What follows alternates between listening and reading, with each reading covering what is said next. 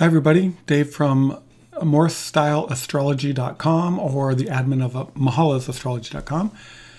This is going to be a video to go over the calendar that's coming up. I'm basically going to load the astro map here and look over for the next couple of months the types of configurations that are coming our way. So here I basically position it to where based on Mahali's map, we have the international date line on the left-hand side, and all the signs unroll from there. And basically, we come up with the date right now is in Seattle is December 31st at 2 p.m. So what we want to do is we want to look for anything of interest that might be coming our way. And right now, when we look at it, we've got 4 conjunctions coming out. We've got an opposition that stands alone outside of these conjunctions, and we've got 3 standalone triads that are happening. Now, all that information can be seen down here in the left-hand, lower left, which is the details for each one of the planets. And so if you looked at the report that I just put up on the website, it is a collection of what the different conjunctions and oppositions are right now. And so here, or actually it's going to be for what's coming up on the new moon. So we're a couple days away from the new moon. And so what I wanted to show you here is that if you want to take a look at this, we have the moon in Scorpio, and it's going to work its way over to Capricorn as I advance just a couple days. And so once we get to the point where the moon is conjunct the sun at about 15 degrees 24 minutes in Capricorn, this is where the new moon solar eclipse is going to happen. If you run astrology software, what you'll find is that the arc of the solar eclipse is found right through here. And so what you can see is we now have 5 different planets at that moment in Capricorn. And we've got over here on the other side of the map, we have Mars has just entered into Aries. And we have Eris and Uranus in retrograde. So thinking about this, basically we're going to start looking ahead at what might be coming our way. Now notice Mercury never drifts far from the sun. And so we're going to see Mercury come across. Here's advanced by day. The moon moves on and the sun comes over to conjunct Pluto. So this particular point right here, this particular conjunction where in mundane astrology, the sun's going to represent the leaders, the world leaders, are going to come up against the transformer or the disclosure of secrets that are going to occur right here. And so this is on January 11th. And notice Mercury is compressing against Saturn, which is probably going to be, the communication is going to be restricted, or it's getting more and more restricted.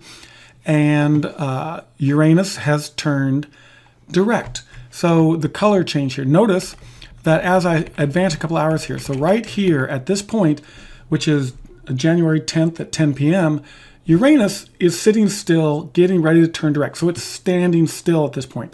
So as we go through these configurations, the power of Uranus is going to be a little bit stronger.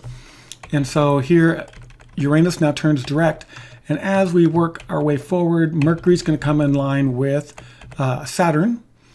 And then, let's see, we're moving on. We're going a little bit farther with this.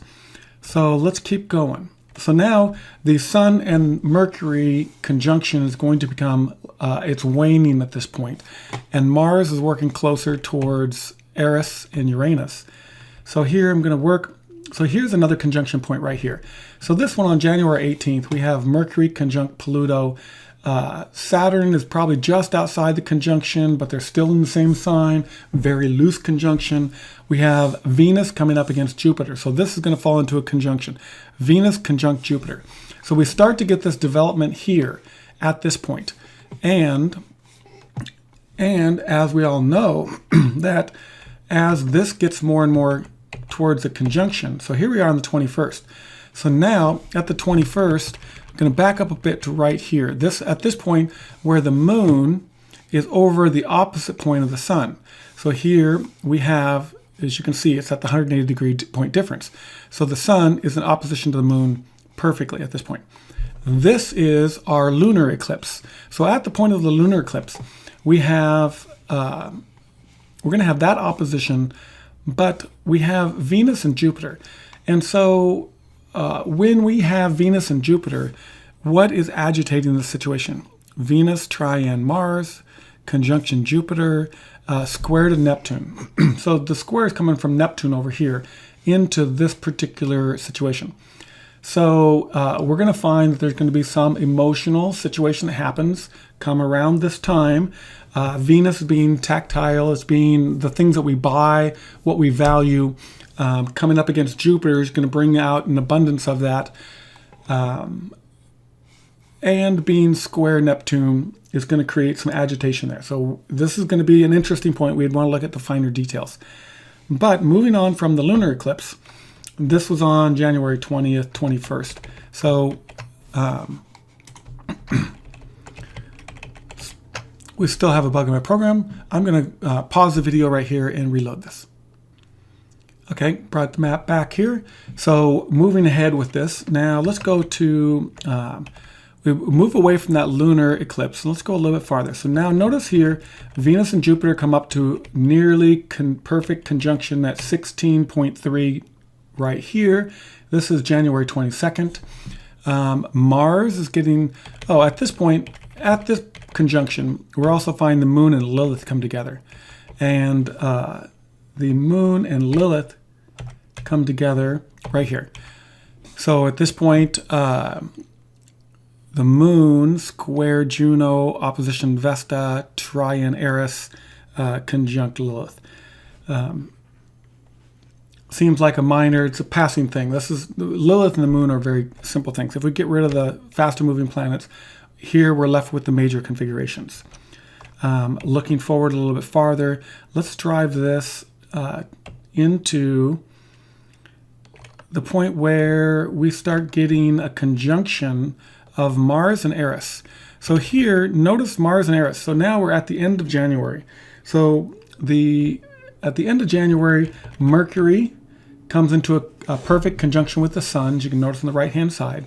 We have Mars pulling into Eris over here, and Mars is square Pluto, and Mars is conjuncts Lilith at this point.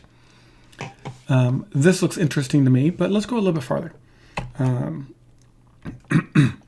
So here, advancing, let's let the planets play through. We have a perfect conjunction of Mars and Eris. So here, over Hawaii, we have Mars. Let's look down here. Mars is square Pluto still. The square of Pluto is going to last for a while. And it's coming up to where it's in just a moment here. So this is February 3rd. Let's go a little bit farther with this. So here is February 8th. And notice with February 8th, we get a point here where the moon comes over into that conjunction. So we now have the moon, Uranus, and Eris all at the same time. And Mercury has just crossed the border into Pisces. And if we back up just a little bit, Lilith is in conjunction with Pallas in the middle of the chart here. So this looks like an area of activity. This is February 9th. I had the 9th and 13th as being interesting dates. So here the 13th is probably going to be at the point where Mars comes together with a perfect Uranus conjunction, and it's still going to be square Pluto, but Mercury and Vesta come in alignment. Chiron is just about ready to flip signs, and the moon comes into Juno. So here looks like a point, February 13th. Moving ahead a little bit farther, let's allow this to move ahead. The sun, so here's another point where Venus comes into a conjunction, Pluto and Saturn. This particular conjunction looks interesting. Venus, conjunct Saturn, conjunct Pluto. It's just a simple conjunction, or it doesn't look like it has aspects with Venus, but Saturn conjunct, it has a square with Eris. So Saturn and Eris are still in that square. Chiron's just flipped over into Aries. So the wounded healer now moves into the fighting sign. And let's go a little bit farther with this. So this is the 20th of February. Let's go, as the conjunction here breaks up, we get Lilith to come over and join. And notice here we have a cluster of Pluto, Saturn, Lilith, Moon, and Venus. Venus is moving just away from Saturn, but this is still a cluster, and we have the Sun, Vesta, Neptune that's building together. Very interesting. And if we advance just a little bit farther and go to the new moon, we have this perfect alignment, the new moon, of course, Vesta, Neptune. We have Uranus flipping into Taurus. So this should be a fairly big deal here as Uranus moves from the fire sign into an earth sign. And we have Mars will also have moved into that earth sign. And right at that point, notice that when this is happening, when this we have Venus and Lilith come together, we also have, I'm going to back up just a little bit, we have a point in time where Pallas has just changed signs. So here, it just turned retrograde on the 21st. And so it was just starting to move again as we work our way into this. So now it's going to bring us back. We're going to be revisiting things that were happening throughout Europe when we get back to March 4th. And this is also the point where I'm advancing right to the point where Neptune or Uranus flips into Taurus. So it's at this point, this is March 5th, 9 p.m. Seattle time, or March 6th Universal time. This here, it's going to be really interesting looking at the new moon when this particular situation comes together to see what all is going to transpire. So look for a preview for this. I'm going to have it out well before March 6th. But anyway, I wanted to share this look ahead for you. And there's lots of other interesting things that are coming our way in 2019. Anyway, if you have any questions about this map, feel free to send me an email, comment on the posting on the website.